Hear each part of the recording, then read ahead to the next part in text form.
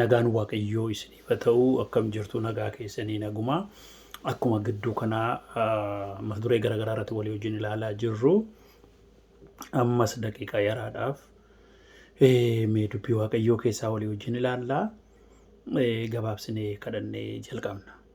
Yaa waaqayyoo yeroo nu laatteef galanni siif haa ta'u nagaan namaa kan inni baay'atu yoo sirraa barataniidha dubbii kee yeroo gabaabaa qabnutti nutti dubbadhu. Hubannaa nuu laadhu anaanis na gargaari maqaa gooftaa Yesuusiin si kadhannaa ameen.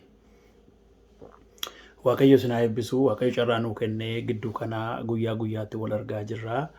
Kanaaf gooftaan galateeffadhaa adaraa yuutuubii koorratti barumsa baay'ee gadhiisaa waan hin jiruu fi namoota baay'ee wajjin wal beennaa namoota baay'ee keessaniin beekaa sabiskiraayibii godhaa namoota akka sabiskiraayibii godhanis godhaa. Kaayyoon koo barumsan daqiiqaa yaraadhaaf irra kaa'u akka namooti baratan akka namooti hubatan waan an barbaaduu fi sabiskiraayibii godhaa jedhaatii dabarsaa hiriyoota keessaniin egaa waggaa dheeraa tajaajillee namoota baay'ee tajaajillee dhugaan nu badhe immoo namooti hubatan baay'een barbaada kanumaadha gooftaan koo sinaa eebbisu isa kana waliin gaadhee yaada. Gabaabaatti kan ilaaluu barbaade ilmi namaa hundumtuu hawwii tokko qaba.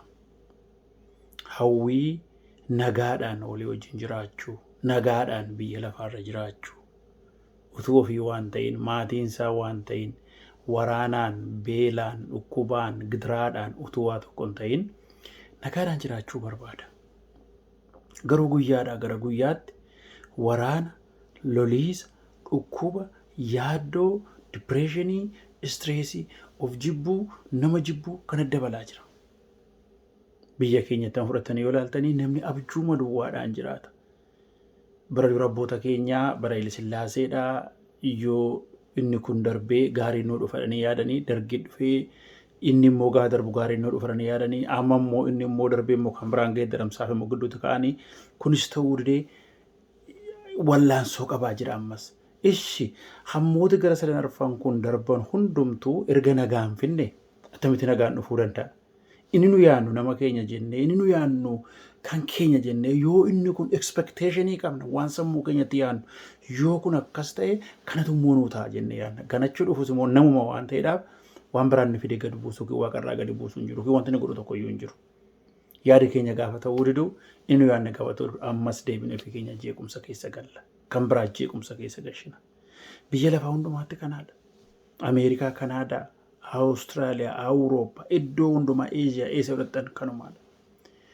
Biyya keenya caalaa sooressoota, biyya keenya caalaa horii qabu garuu nagaan qaban. Dhuunfaatti nagaan qabanii, walii wajjin nagaan qaban. Jeequmsa, systematical racism, sistemii isaanii keessa waa'ee qomoo gashanii maaliif kun cubbuurraa kan ka'edha waan ta'edhaaf. Eenyu wal qixxeetti kan wal ilaalu hin jiru. Wal miidhuutu jira. Nagaa wal dhowwachuutu jira. Anatu caalaatu jira, of tuulummaatu jira. Keessumattuu torbee darbee kana biyya keenyatti kan ta'e baay'ee nama gaddisiisa baay'ee garaa koo na cabse. Dhugaa sa'uuf yoo ta'e an qomoo kam akka inni du'u hin barbaadu. Sabi koos akka du'u, qomoo biraanis akka du'u. Akka namni wal jibbu, akka namni wal jeequ hin barbaadu. Hundumtuu akka nagaadhaan walii wajjin jiraatu hin barbaada. tokko gararraa tokko gajjallaan hin jiru. Qooqi wal caalu hin jiru. Qomoon wal caalu hin jiru. Bifas diimaas adiis gurraachas godhe kan uume Waaqayyoodha malee nama ta'uuf uume miti. Qomoo tokko keessatti Waaqayyoon nama kaa'e malee nama ta'uuf kaa'e miti. Garuu kun hundumtuu nagaa dhabuurraa dhufa. Ana caalaan kan dhufu edas yuutuubii korra kaa'eera yoo laaltanii nagaan buukan iduuf namoota of tuultotaaf sobdoota ta'e. Kanaaf kan nagaan dhufuu dide. Kanaaf kan namni walitti araaramuu dadhabe. Har'as fudhannee yoo ilaalle namni nagaa barbaada nagaa wajjin wal arguu hin danda'u. Namni ofii dhuunfaatti nagaa dhabe immoo namni waan qabu dabarsaa nagaa dabarsuu hin danda'u. Abjuu ta'e jireenyi namaa abjuu ta'e. Kanaafitu waliigalee maasiidhumaan hoo jedhee kaa vaayilensiidhaaf. Amma akka nama yeroo mataan dhukkubu antiibeenii qoricha fudhatuuti wantichi.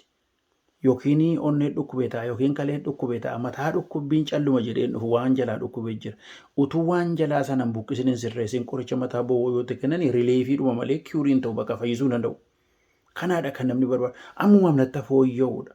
Amma girgirriin uumamu rakkoo buqqisuu hin danda'u. Waan ta'u gochuu hin danda'u. Wal ajjeesuun, wal jibbuun, wal irratti qabuun hundee isaa rakkoo jiru barbaadame yoo buqqa'e malee wanti tokko nagaan dhufuu hin danda'u. Ilmaan namaatiif biyya keenyattis addunyaattis ashuuriyu kanaadha. Maal beree ilmi namaa gooftaa Yesuus Kiristoositti amanuutu irra jiraata. Waaqayyoon baruutu irra jiraata. Roomee boqonnaa 5:1 maal jedhaa? Egaa erga amantiidhaan qajeelota taane we are justified by faith. Erga amantiidhaan qajeelota taane Waaqayyoo wajjin nagaa qabna. Ilmi namaa rakkoonsa Waaqayyoo wajjin nagaa dhabuudha. Waaqayyoo wajjin gaafa nagaa argatu namni ofii nagaa qabaata. Ofii boqonnaa qabaata. Erga nagaaf boqonnaa qabaate immoo nagaa dabarsa boqonnaa dabarsa. Abrahaamin sobe Yisihaaqis darbe Yisihaaqtu sobe. Yisihaaqis hin sobe darbe Yaaqoobitti dabarse Yaaqoobtu sobe. Yaaqoobis hin darbe ijoollee isaatti darbe ijoolleen kudha banuu soban Yoosefiin gurguranii ka'anii hin du'eedhanii.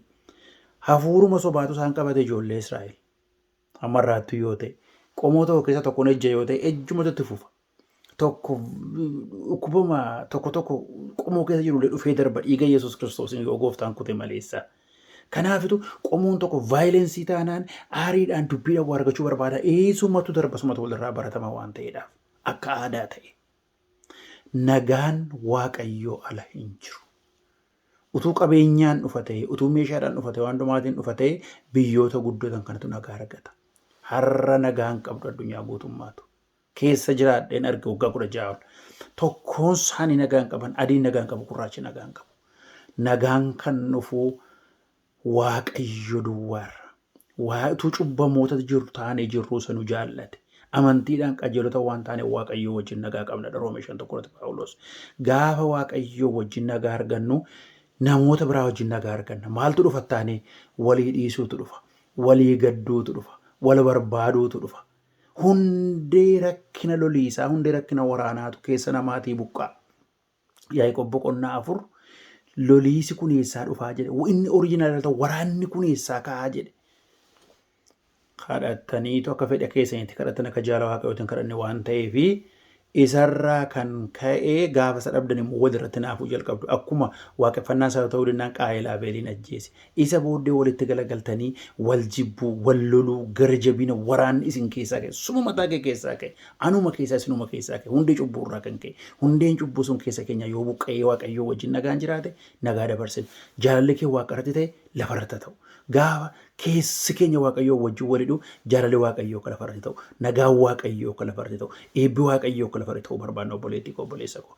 Yoo kun ta'uu baate abjuudhuma diriimii duwwaadhaan bara keenya dabarsina. Abdiin turte immoo garaa gaddisiisti. Abjuudhumaan gaaf tokko nagaa Waaqayyoo ala hin jiru. Biyya keenyatti nan himaa. Iddoo hundumaatti nan himaa. Ani waaldaadha maaloodha waan kaasuun qabu. Namooti hundumtuu gara Waaqayyootti adeemu. Paablikaali gara Waaqayyootti adeemu. Qalbii diddiirratu. Macaafa seenaa baraa isa 2ffaa boqonnaa 7 lakkoofsa 10 sabi maqaa kootii waamame yoo gad of deebise fuula koo barbaaddate lafa isaanii fayyisa. Midiraachuu ni fawwisaalloo. Lafa isaanii nan fayyisa. Yaa lafa dubbii Waaqayyoo dhagee yaa namaadha. Fayyinatu dhufa, jijjiiramatu dhufa. Hara namni hundumtuu dhukkubsatee jira. Qomoon tokko jibbuudhaan. Sinitani gurraacha gidduutti maanni zaranyinati nama. Gurraacha fadii gidduutti illee ta'eeti. Gurraacha aadaan keenya wal fakkaata, bifi keenya wal fakkaata, jireenyi keenya wal fakkaata. Cubburraa kan ka'etu waan qomoo tokko caalu afaan tokko caalu fakkaate. Kun hin jiru lafarraa. Obboleettii koo obboleessa koo mana keenyatti, hawaasa keenyatti, biyya keenyatti nagaa yoo barbaanne Waaqayyoo wajjin walii agallu. Ishee kana godhe isa kana godhe anis aatis hundumtu qooda keessaa qabna cubburraa kan ka'e. Keessa keenya kan jirutu waraana barbaada, lola barbaada, jibba barbaada. Quba namatti qabuudhaan geeddaramsi dhufu. Saantu kana godhe ishee kana godhe qooda qabna keessaa persentii keenya wal caala malee. Yoo isaan 9 balleessan 10 balleessan malee qooda qabna. Isaan balleessaniif immoo aariidhaaf jibbaan deebisuudhaaf qooda qabna. Yookiin immoo waata tuqannee biddatti qabsuun qooda qabna. Fuula Waaqayyootti hin gaafatamna. Namni immoo suma facaase haama. Kanaaf isinittan himaa biyya lafaarratti nagaana dhufu nagaana jiraanna onni jaalalli Waaqayyoonni waaqarratti ta'e lafarratti ta'u. Nagaan Waaqayyoonni gubbaa jiru.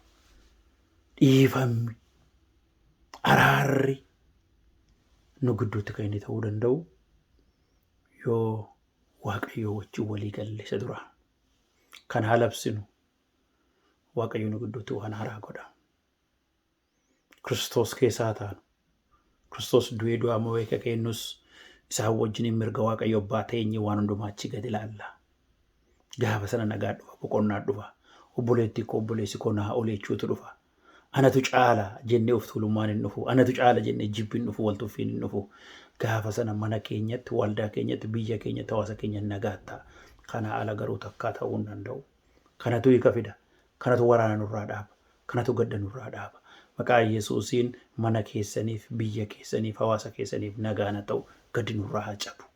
Ameen.